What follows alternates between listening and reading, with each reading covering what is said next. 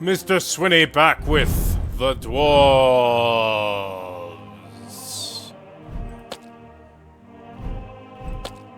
And it...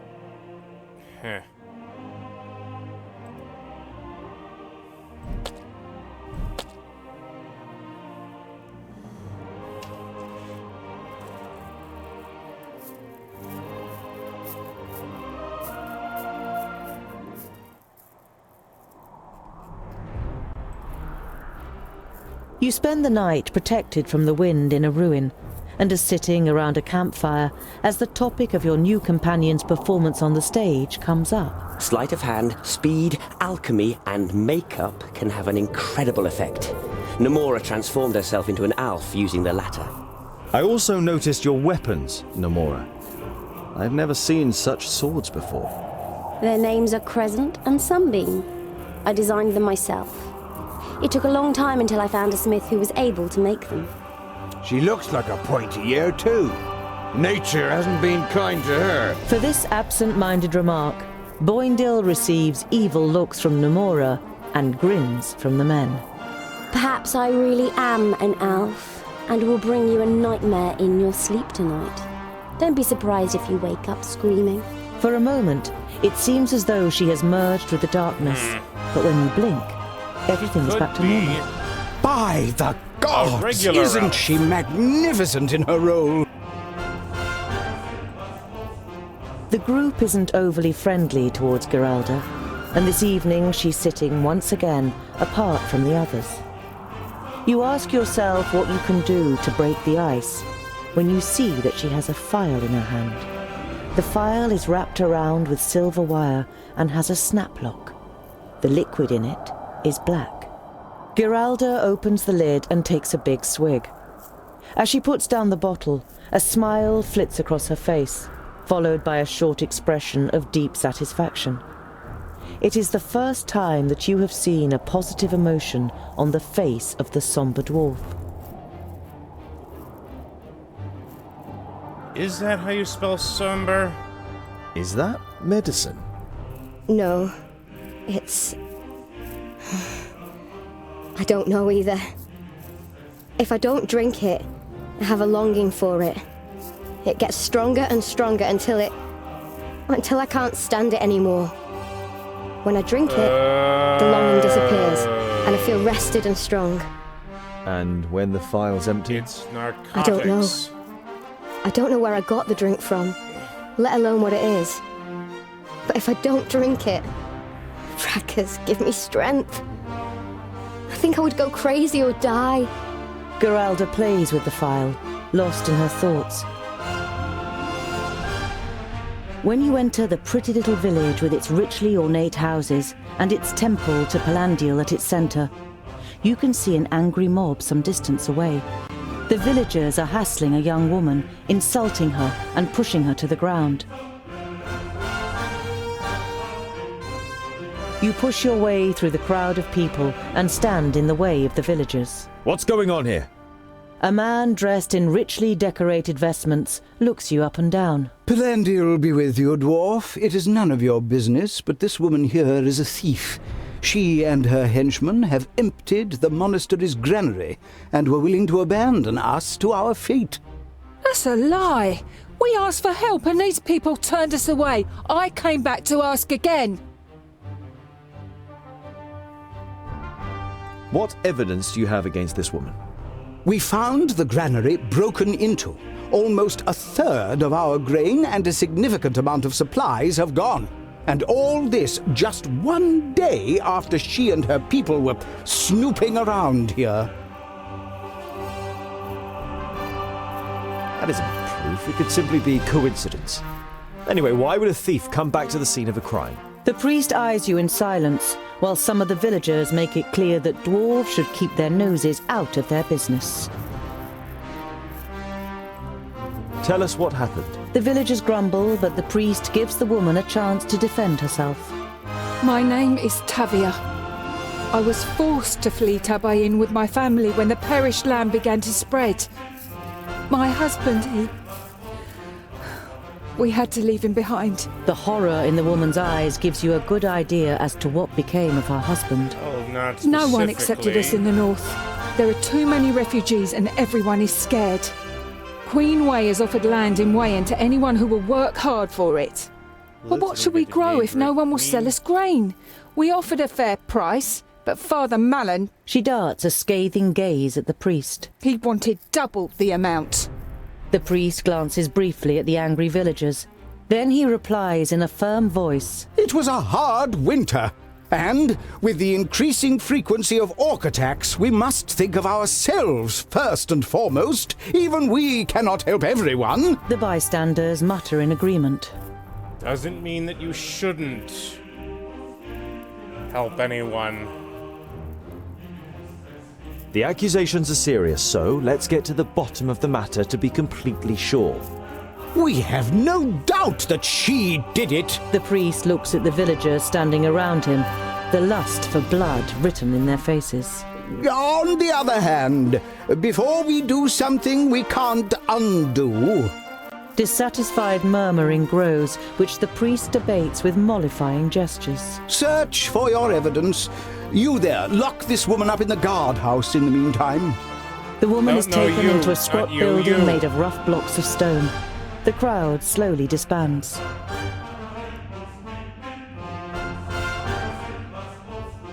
You enter the village's large storehouse.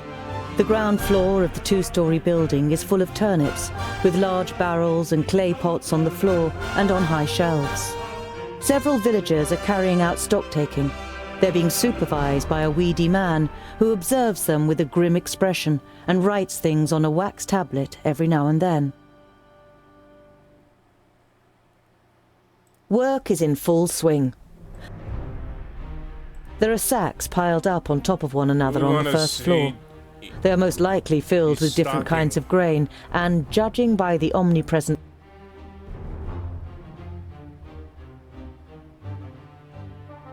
you walk towards the only area in the storeroom where you can see the floorboards. Tongue The Magister Technicus carefully observes the roof beams above the empty corner. He grabs at a beam and crumbles something. You can't make out what it is. So you copy him and feel damp, rotten wood. What are you doing here? The man with the wax tablet is standing on the stairs. Who are you? And what are you doing here if no one is allowed to be here? I'm allowed to be here. It's my job. I'm the steward of the temple. Morris is my name. That figures. The rain has gotten here. The roof and the floor are damp. Those savages. It wasn't enough that they steal from us. They had to damage the roof too. That was probably where they got in. The wood didn't start to rot yesterday, good man. The steward's face turns bright red. And you are the experts on such things, are you? Assuming the roof here has been leaky for a long time, what would have happened to the grain in the sacks directly underneath? Wouldn't it have turned rotten? The man wets his lips. His gaze darts around the room. The roof was fine. I'll have it repaired. And now, get out of here. The steward angrily blocks off all further attempts at talking to him, and even when you threaten him with Father Malin, it doesn't have the desired effect. The father trusts in him, he says, and he's always been a devout follower. The heavy door of the storehouse closes behind you, and you hear a bolt sliding into place from the inside. You enter the guardhouse, and before the guards know, Boindeel and Boendal have caught them up in a friendly conversation. Shielded from the view of the guards, you exchange a few words with the suspect without being disturbed.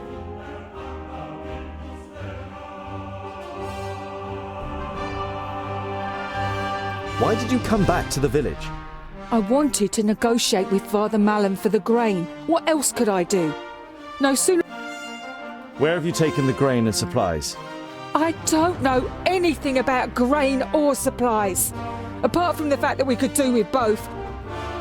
We won't let anyone do anything to you, but... The woman looks you in the face, then her head sinks, and when she looks back up, she has tears in her eyes. Tongue. You feel sympathy towards the woman.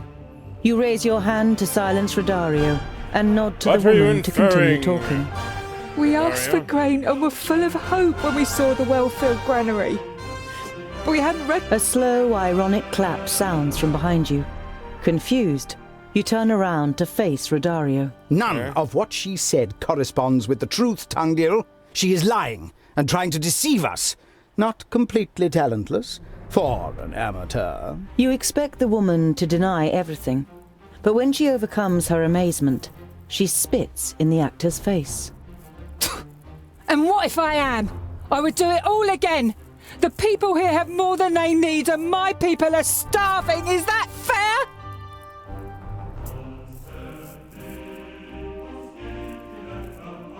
Why did you come back here after stealing the... We didn't steal them. We paid for them. A reasonable price, just not to Father Malin. You had help.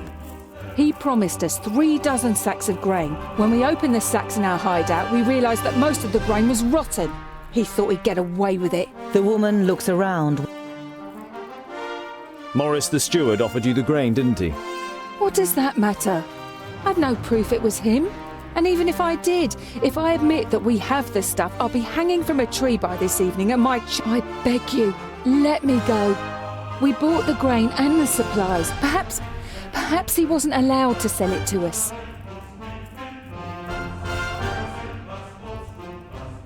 How can I trust you? You lied. Who wouldn't do everything to offer their children a future? Lying is the very least.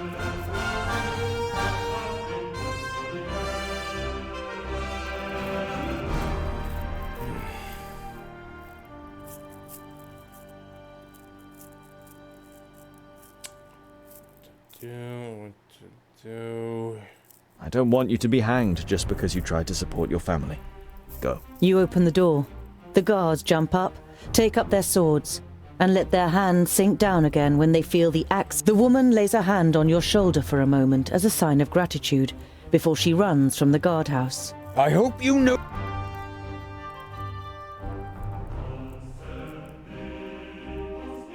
Namora, find out where she's heading and then rejoin us. Fergus wants to raise an objection, but before he can think of the right words, Namora has kissed. You leave the guardhouse and explain your plan to Father Malin. You expect...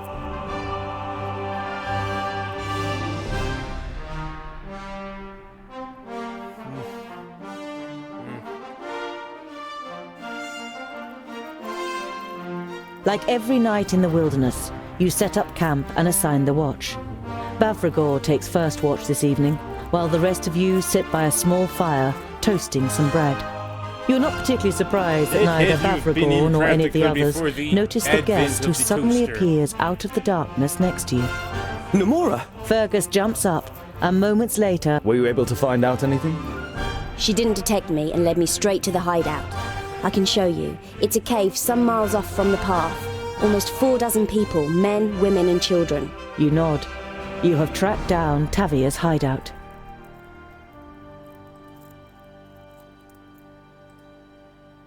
As on the previous evening, Bavragor sits apart from the others. But tonight, he waves you over. Smeralda, my sister. You want to know what happened, right? You nod and sit down. She followed Boindle into battle. We tried to talk her out of it, but she was as unyielding as a mountain. Then came the day when the High Pass was attacked. Bavragor drinks from his liquor. He killed her. Blinded by the frenzy of battle, he thought she was one of the enemy. I could never forgive him. He killed my sister. Could you? You inevitably remember the loss of Lot Yonan, Frala, and her children. You remain sitting in silence, each of you deep in thought. Boendal approaches, having either heard you or guessing what you were talking about. His fierce life forge is a curse. He thought the orcs had robbed him of his love, and the ire came over him. Sometimes he calls her name in his dreams. Oh, he'd never admit it, but he suffers just like Bavragor. He too loved her. The stonemason doesn't react. So you and Boendal go back to the others by the No fire. wonder you don't hear much about dwarven love stories. They're depressing. almost as bad as elvish love stories. Or mermaid love stories. Or fairy love stories. And another kind of orcish You can make out a love cave in the stories. bank of a dried-out riverbed, with several small fires burning in it. You don't see any. Men and women jump as they notice you. There is terror written in their emaciated faces. Is that them? Your benefactors? Tavia, who came out of the cave next to the man, nods. You've led them straight here. Who are you? The man resembles Tavia. His face too tells of a struggle between defiant determination and fatigue and resignation. I am Gerald, Tavia's brother. I led these people here from Tabayin. You look around you. You guess there are about 10 families.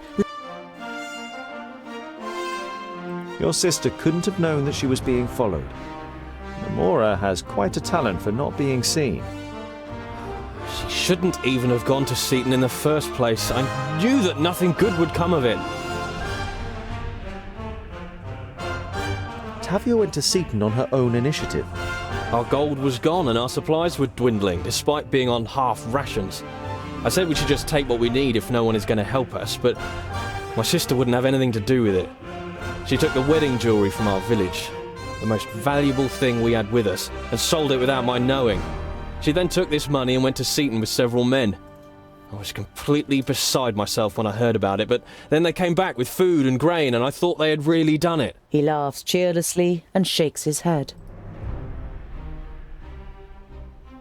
What's wrong with the grain from Seaton? We thought we finally had a change of luck for the better.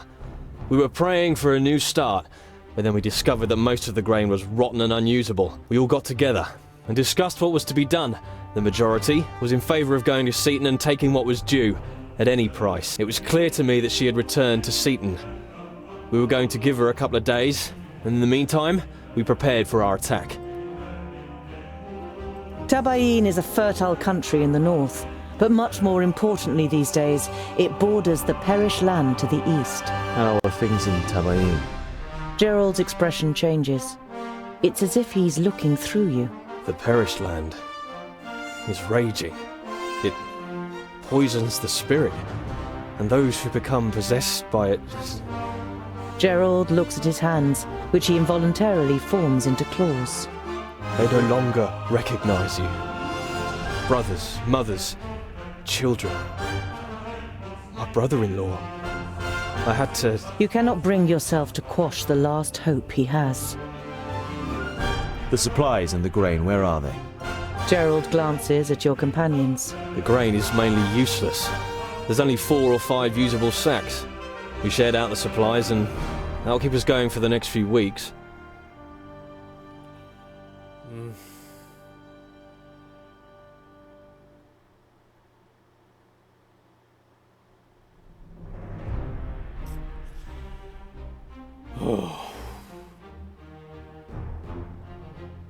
You're in greater need of the grain and the supplies than the people in Seaton.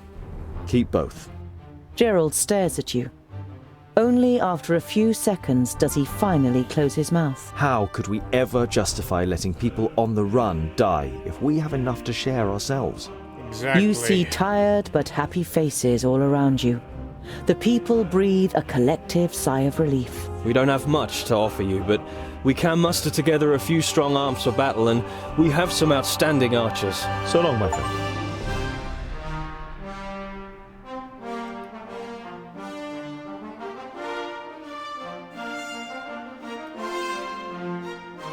The fishing village seems as busy as ever. You give We could have died! your part. You leave.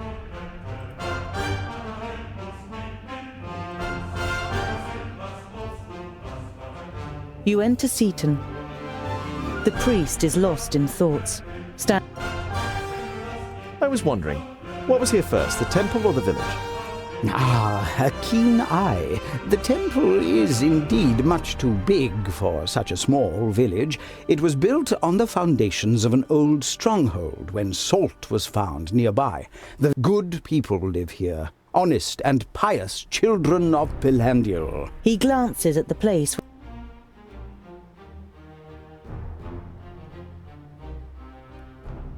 The roof of the granary is leaky. Again? Morris only... Did he? If he didn't... Out of the question. Morris would have reported that. He checks the grain once a month and there were no complaints. The priest has Supposing Tavia really did steal the grain and supplies. Pilandiel teaches generosity, but that too must have its boundaries. We cannot help everyone. So, if you had sold the grain... Maybe not. Not yet. But if we always give... No one is saying always, and no one is saying everything. The priest shrugs his shoulders, apologizing.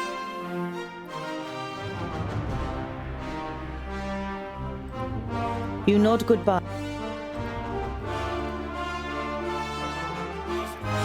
I'm gonna go away. You the priest.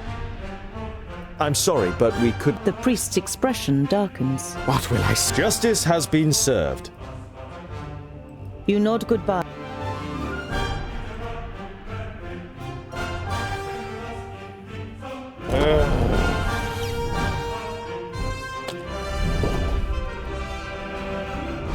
You are a...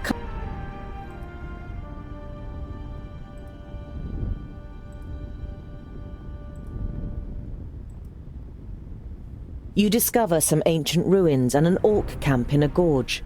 A small group of Bognalim is moving between tents, piles of rubbish and cages. In one of the cages, you think you can make out some movement. Baruch Kazad! Kazad Imenu! Baruch Kazad! They're coming out the holes. You there! My bag! Over there! Quick! You'll have to smoke them out!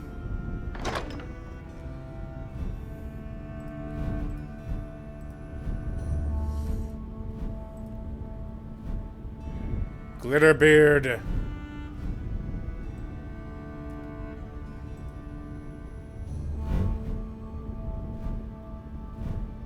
You'd better be worth this. Never.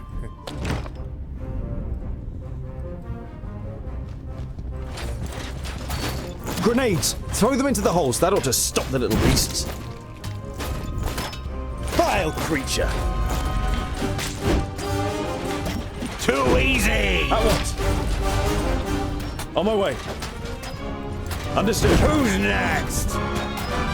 Pow! Another one bites the dust! Yes? Vile creature! That's it! And again! Vile creature! Alright! And again! As good as done! Killed! And what now? And again! Vile! Your death is On my way. Geralda! He bites the dust! On my way. Vile creature! At once. Understood.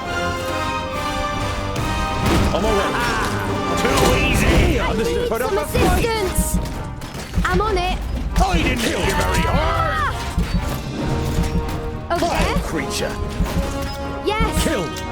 Okay, you're fighting I'm with on either it. Vile Creature. mini crossbows Over there? or Kill. otherwise Yes! Vile creature! Over there? And again! slingshots. I'm on it! Vile creature! Yes! I'm on it. And again! Give me a hand! At once. Understood. I need some Too assistance! At once.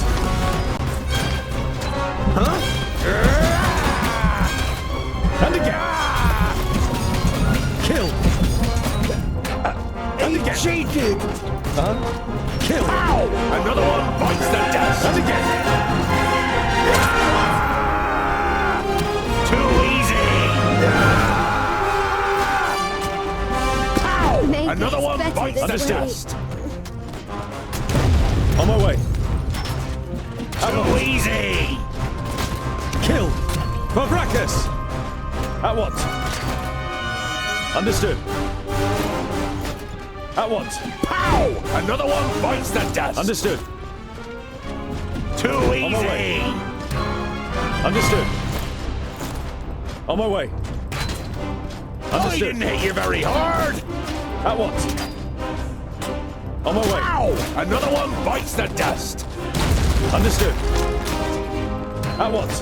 I didn't hit you very hard! Understood. On my way. At once. On my way. Ow! Another one bites the dust! Vile creature! Kill! And again! Vile creature! And again! Kill! I didn't hit you very hard! Yeah! Pow! Another one bites the dust! Vile creature! At once. Too easy! Understood. On my way. Pow! Another one bites the dust! Understood. And again! Vile creature! Kill. And again! Kill! What is it? Vile creature! I didn't hit you very hard! So what exactly have we found here? Very impressive, I must say. Let me out.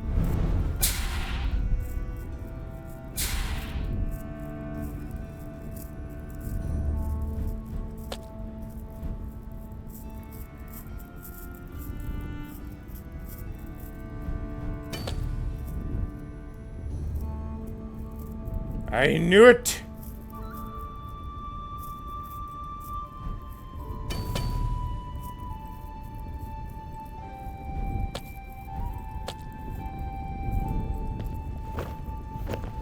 The pile of wood.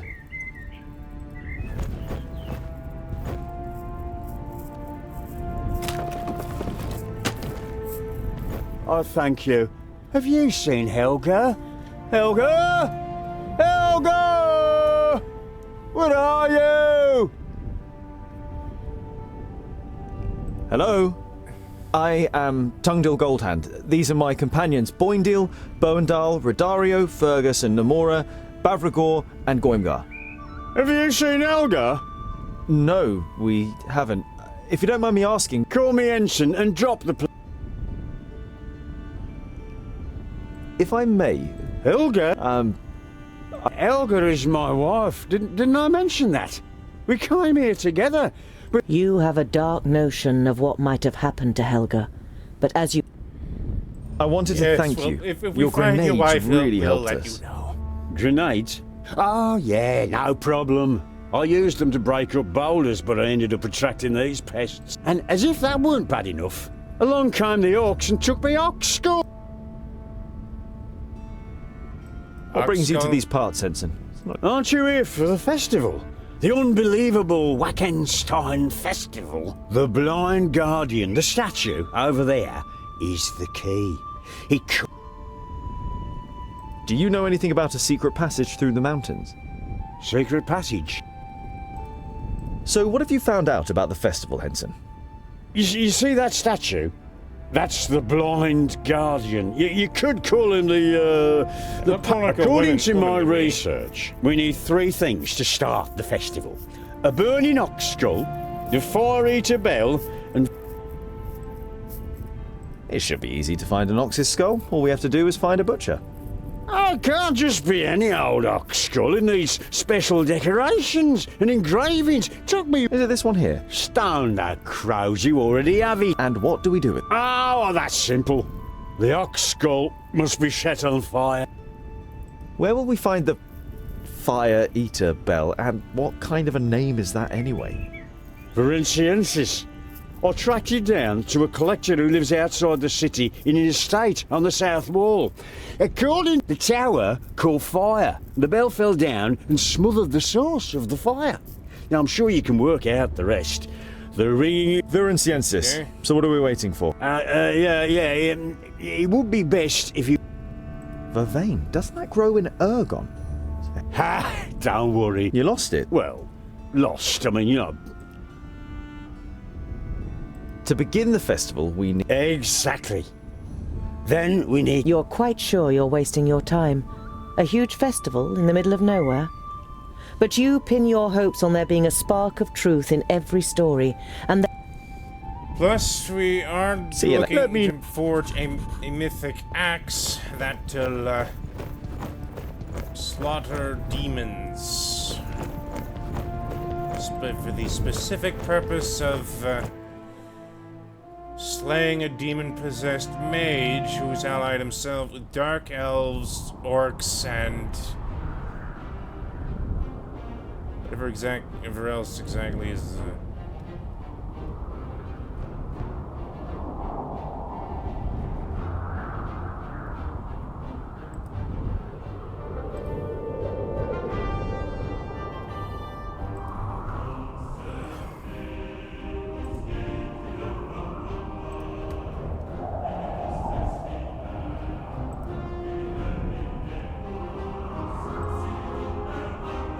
the size of the fields and the farmsteads grow as you get closer to Ferenciensis, the old border city in the north.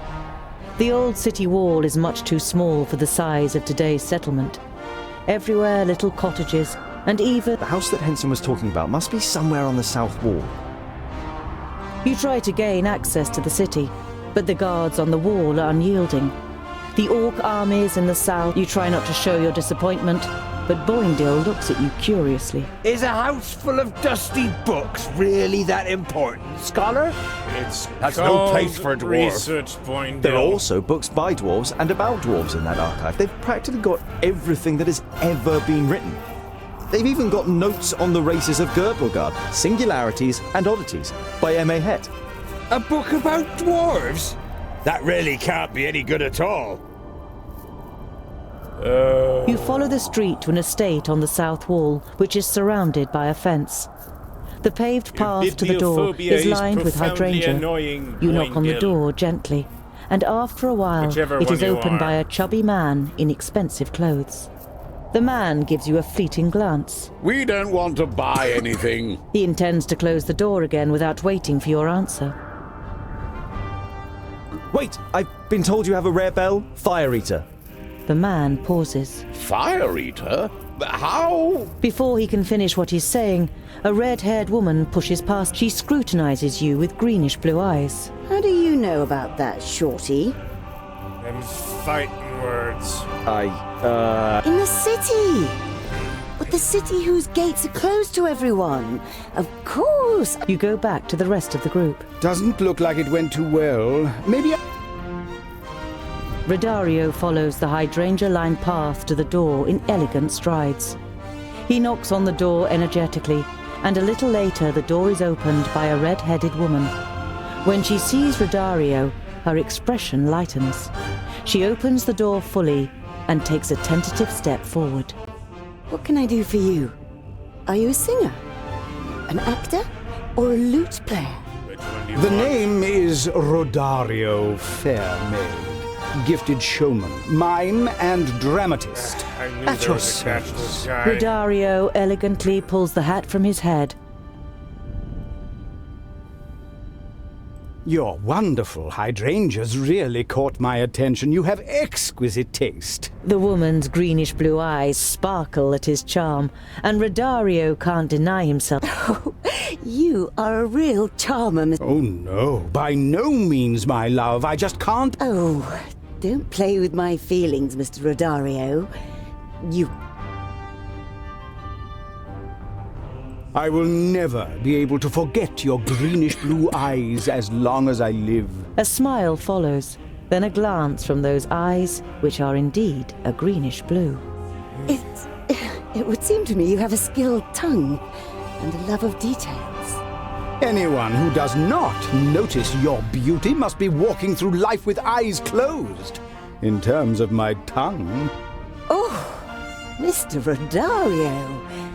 Rodario lays an experienced hand around the woman's waist and disappears into the house with her. After an hour, Rodario comes out of the house with a broad grin on his face and the bell in a bag. The bell, as ordered. Apart from the esteemed Nomura, no woman has ever resisted my sweet words, not to mention my hands when... All right. You feel your cheek. Never speak of this again.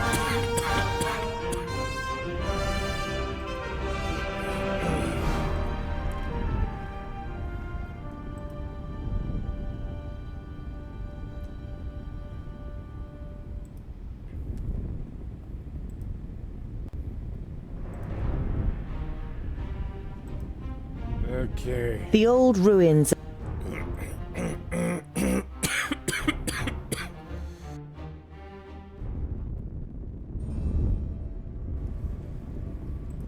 Sorry about the coughing.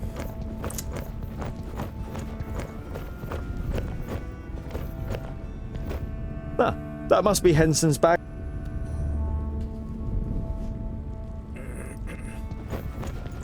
Henson, Have you found Elga? to begin the festival, Exactly. You're quite to begin, You're see ya. Let me... Let me see what I can do. All right.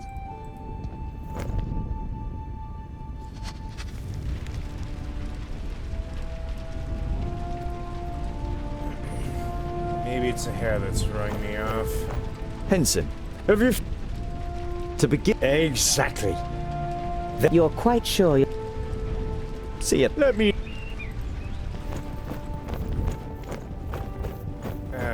Yeah, it's a hair that threw me off. A bracket on which you could Stupid hang heavy cut. something. Must be.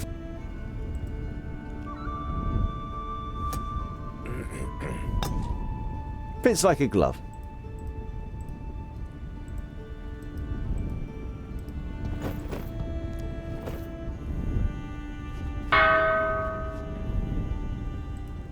Okay. Step 3 is the herbs. And apparently I can just throw them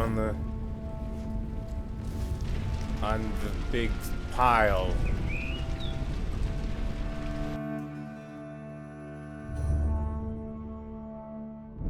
Loud and powerful music follows the fog and the figures, crushing over your head in roaring waves. The force of the music clouds your senses, and it seems as if the statue of the blind guardian rises from his throne. I think I know what this is. You want to draw It's your companion's attention to it, but then you suddenly realize that you have a tankard of ale in your hand. You instinctively try it, and are happy to note that you haven't drunk such good ale since Ogre's death. The night becomes a colourful whirl of ale, music, dance, and ecstasy. You can no longer remember why you're here or who you're celebrating with. For a few hours you forget what was and what is to come. You are completely in the here and now. You wake up the next morning. You're lying on your back and staring into a sky that is much too bright. You turn onto your side with difficulty and see your companions all around you. You stand up, muttering curses, and try to suppress the taste in your mouth and the pain in your head. To your great surprise, you see that the stony figure of the blind guardian has revealed a tunnel that leads into the rock of the mountain.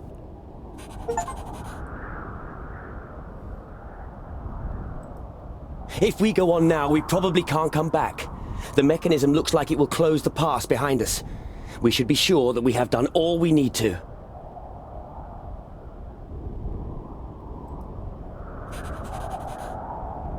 Less than a day's march, he says. While you rest under a ledge at noon, Rodario and Fergus decide to go ice fishing, and the dwarves immediately pronounce their opposition. Ice and water are both treacherous. They entice you to them.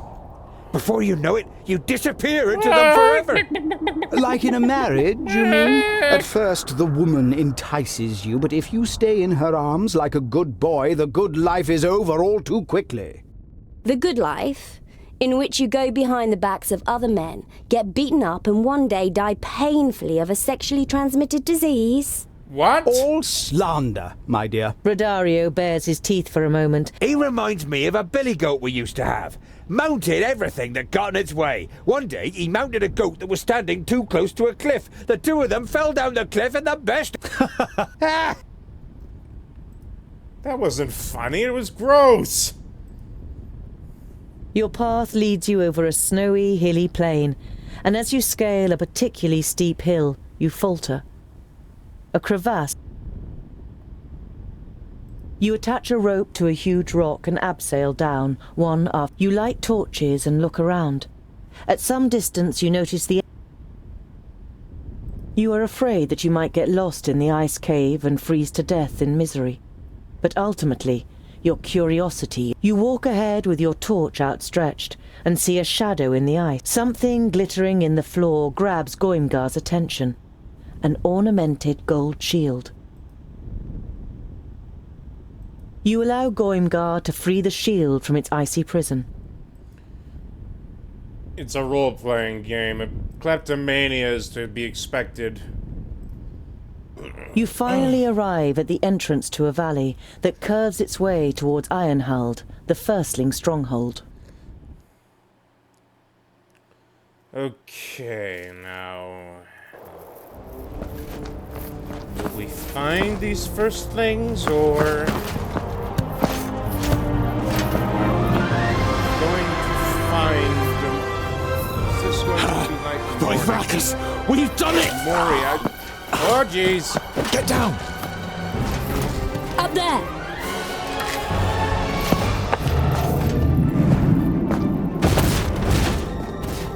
Run! I can't maintain the spell for long. Put him on Goimgar's shield. To the gate. Quick!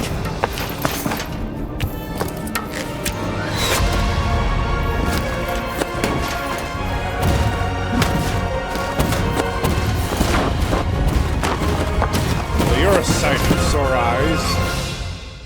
Black Knight guy whose name I As you could never approach the remember. first gate, you see guards on the battlements. You call as you run. By Vracus, we are dwarves of the kingdoms of the Secondlings and the Fourthlings. Open the gate! Their leader gives orders that you cannot hear, but moments later, the gate opens up for you.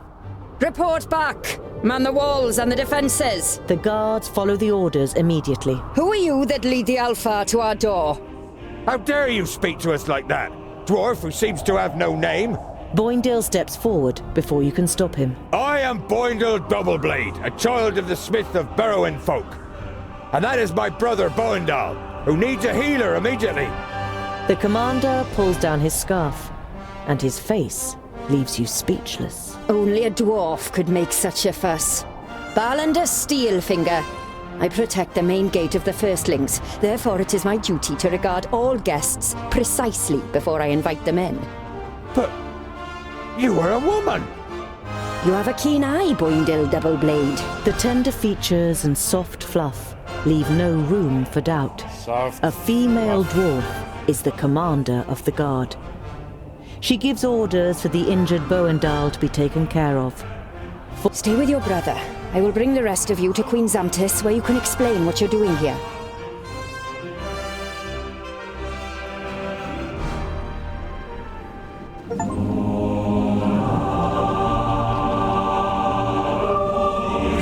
Oh, thank Owley. They're alive!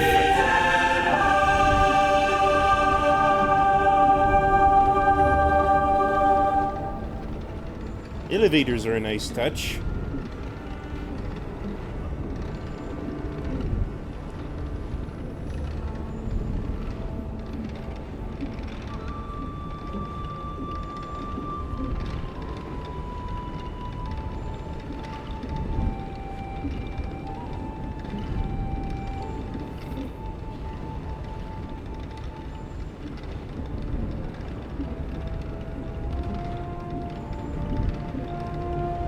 Come closer, and be welcome to the kingdom of the Firstlings. I am Tungdil Goldhand of the Fourthling Kingdom. You introduce your companions one by one, not forgetting to mention the twins and the Mager too.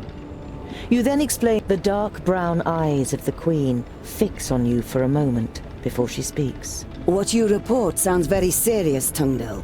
You can be sure of the support of the Firstlings. How may we assist you?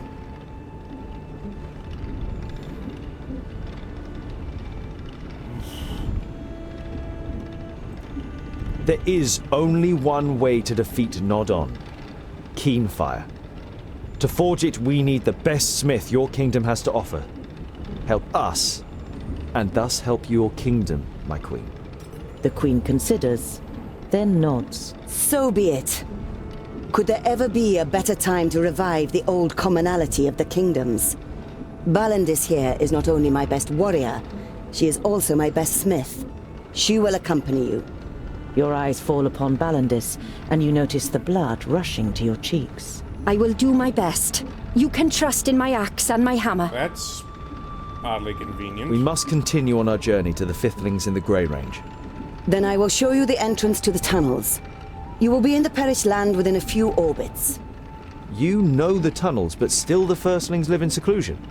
Our isolation was self-imposed. My mother knew that the other kingdoms would not simply accept her as the queen. She wanted to give them time to get used to it. Your Highness, in the name of the Council of the Kingdoms, I request that you send a delegation to the Blue Range to take part in the discussions. We all have a common enemy. There has never been any enmity between my kingdom and the others. It was more neglected friendship and habit that has made us strangers to one another. As soon as you set off for the Grey Range, we will head east to see our brothers and sisters again. I will have rooms prepared for you and your companions so that you can rest. Family. It has been some time since we have had guests, but we still know what hospitality means. Come to me when you are ready to depart.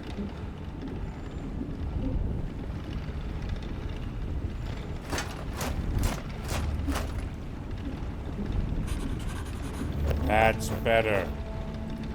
No T-posing, it's very dumb. Hello. What is it, Tyndall? It would seem that a lot of important positions are occupied by female dwarves in the Firstling Kingdom. Is it not common where you come from that men and... Of course. Among the humans and the secondlings, the women help out in the house so that the men have time for their duties. That's how it is written in the books, too. Here, posts are assigned according to the skills of the applicant, not gender. It's only natural that the most important posts are... What is it like living with the Firstlings? I haven't seen much yet, but many things seem to be different to life with the secondlings in Ogre's Death. I can't make any real comparisons either. I grew up here and have never left our kingdom. I can hardly wait to see the halls of the Firstlings. Don't expect too much. Their halls have been in the hands of the enemy. I read that the orcs avoid the stronghold. Even reading doesn't seem to be frowned upon among the Firstlings. You feel at home here. See you later. Wink, wink, nudge, nudge, say no more.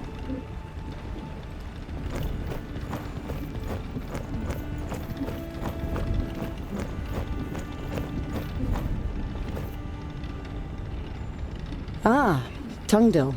I thank you, and Jeroen. You appeared at the right moment. It was down to you. Your speech about the responsibility I owe to my realm. Lot Yonan was a good teacher. Her face... That is why I went back to the secondlings and took another look through the books. I discovered a passage that said Keenfire can only take its effect against evil when it is wielded by a foe... A foe of the Undergrounders. I didn't mean to eavesdrop, but I think I might have an answer to the problem. The Alpha are also your foes, aren't they? What the... Half human, half elf. My mother bequeathed me her gifts and her weapons. I got very little from my father, but his eyes are an advantage.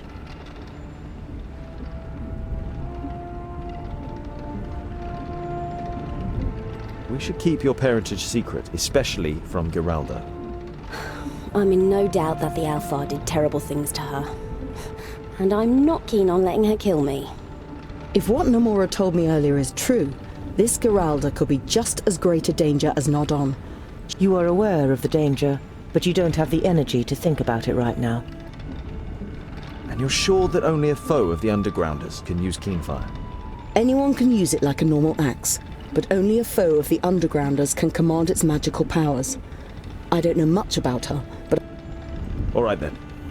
You will wield Keenfire in the battle against Nod. You said it. The actress takes her leave. How are things with Jeroen? Could you help him? He's doing well. He should be back to full strength after some rest. You still don't know what kind of being is hidden. The Firstlings have offered to improve his armor. And when one of the best smiths in Girdlegard offers some... How are you and your powers? I won't lie to you. It has already been too long since I was in a place where I can draw new strength. Is that perhaps a way to weaken Nod On? No, I wouldn't count on that. Even if we could keep him away from the magical realms. The being... How was Sintharas able to overcome your shield? No, certainly not. I don't know much about their people, but I think they have innate powers. Conjuring darkness, extinguishing fire, changing dreams. Little things that fill humans with fear and ensure the potency of terrifying legends about their people. Sintharas used a trick, not a spell. We killed 2 Alfar near Sovereignstone. They had crystals on them which they had received from Nod On to protect them from the spells of the Magi. He must have used a stone like that. Take some rest. And I hope you'll still be here at dawn. The Mager gives you a reproachful look. Don't...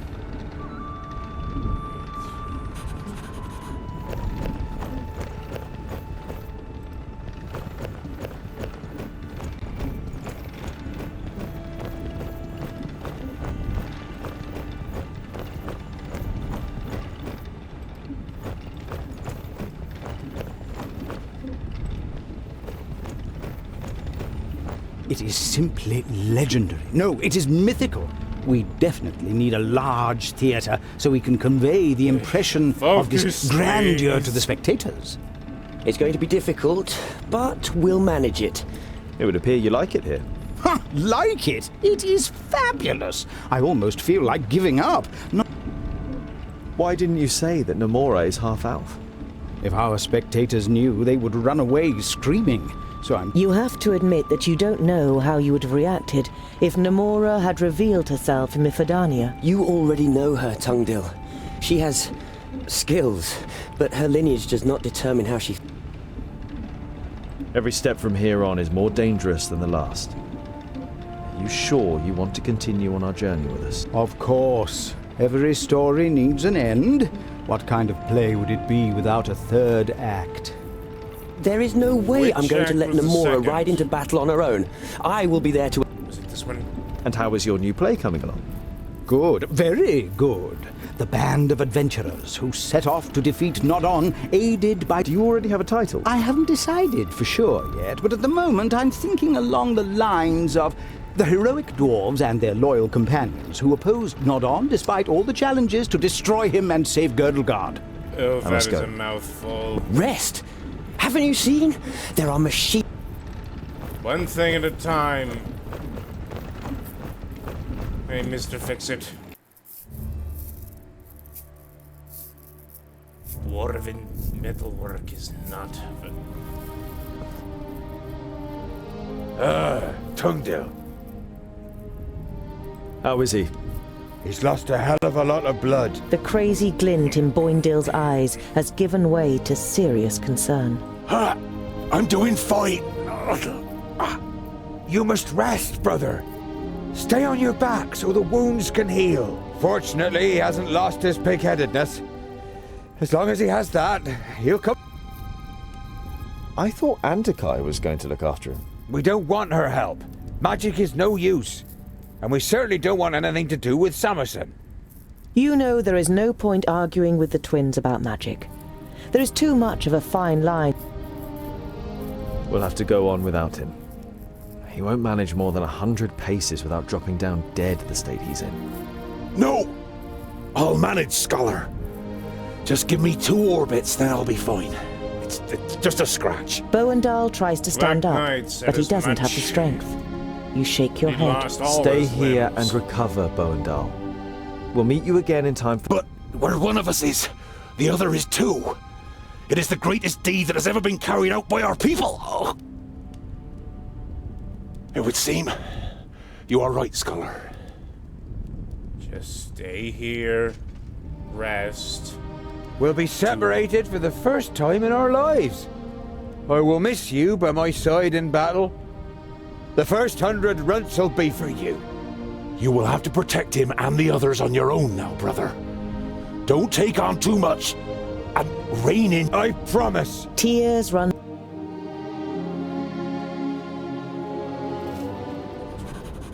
Okay, I think that's everyone. I think because I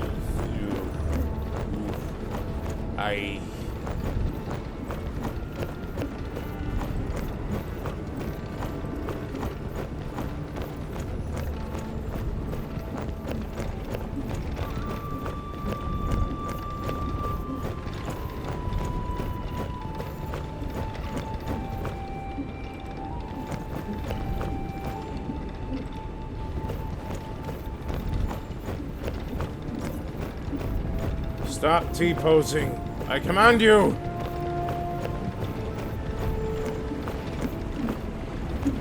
You guess that this water powers all the machines in...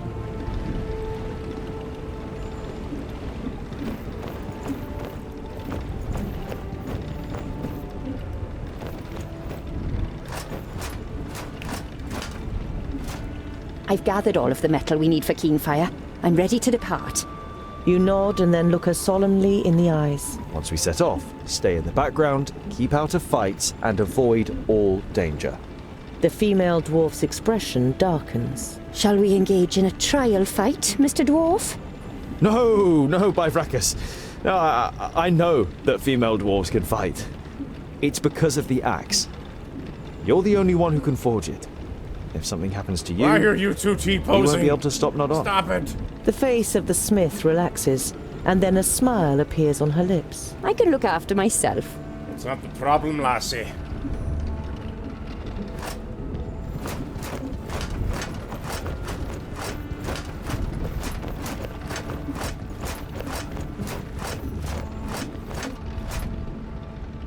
Greetings, Queen Zamtis. The Queen bows her head slightly.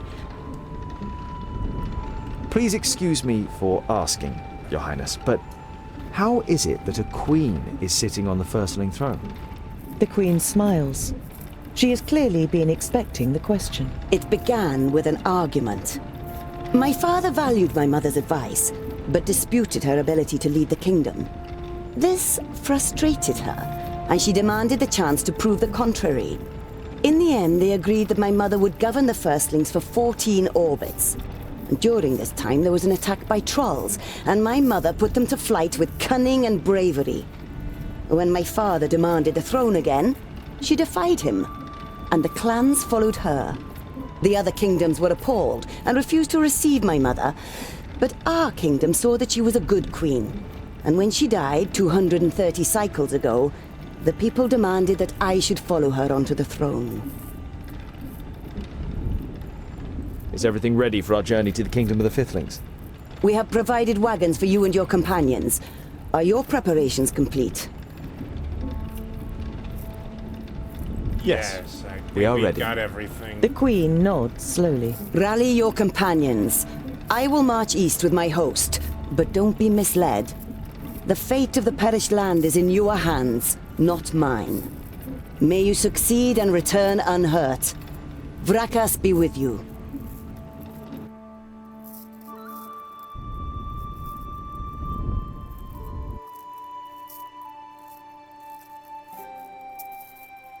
The plains of Tubain are the most fertile in Girdlegard, and rightly give the kingdom its nickname of the breadbasket. The east of the land has been in revolt since the perished land advanced, and the peace seems to have broken in the heartland too, as a group of strangers... Why don't we just look for a tunnel that hasn't collapsed? And what if we don't find one? If we're overground, we at least know that there's a way, even if it's dangerous.